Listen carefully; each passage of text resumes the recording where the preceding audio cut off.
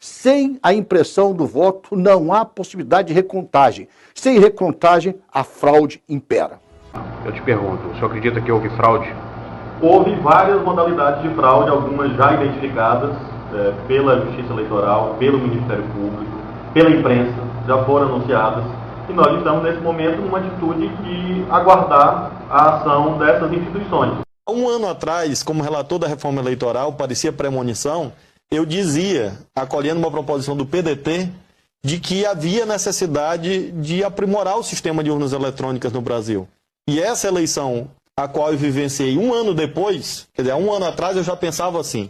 E hoje tive a oportunidade, não gostaria de ter tido, mas tive a oportunidade de ser vítima de um processo que precisa ser aprimorado, precisa ser melhor auditado, precisa ser melhor acompanhado, que é o sistema das urnas eletrônicas.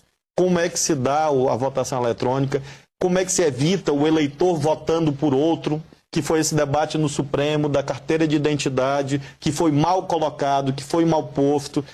O Congresso estava certo ao exigir, pelo menos, o documento de identidade com foto.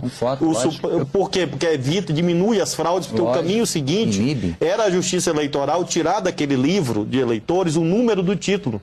Porque é o número do título ali que permite que o mesário vote pelo eleitor que não foi, ou pelo eleitor que morreu. O que acontece hoje?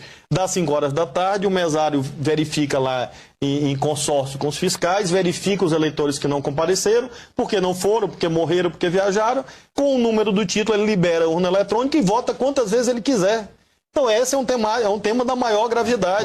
E nós estávamos certos na elaboração da lei.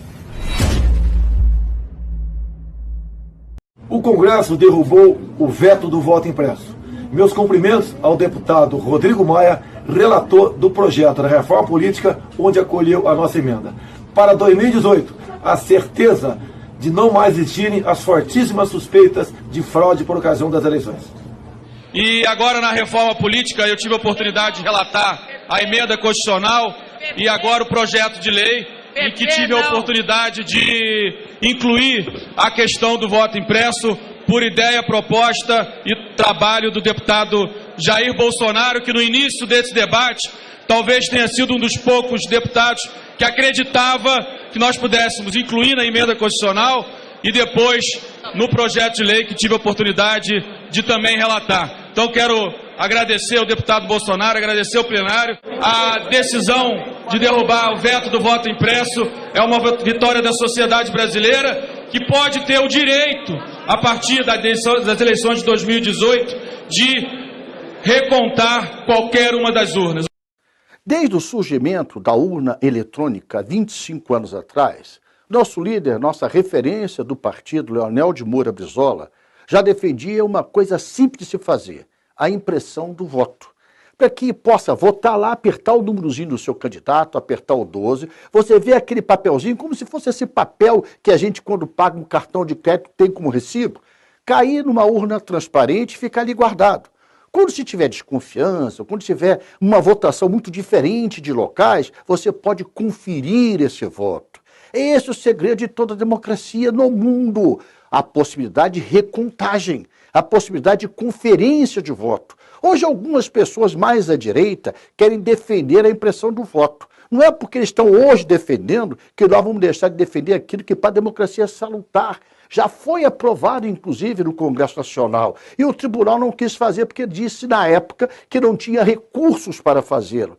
Não tem recursos maiores para garantir a própria liberdade de expressão e a democracia do que investir na conferência do voto através da sua impressão.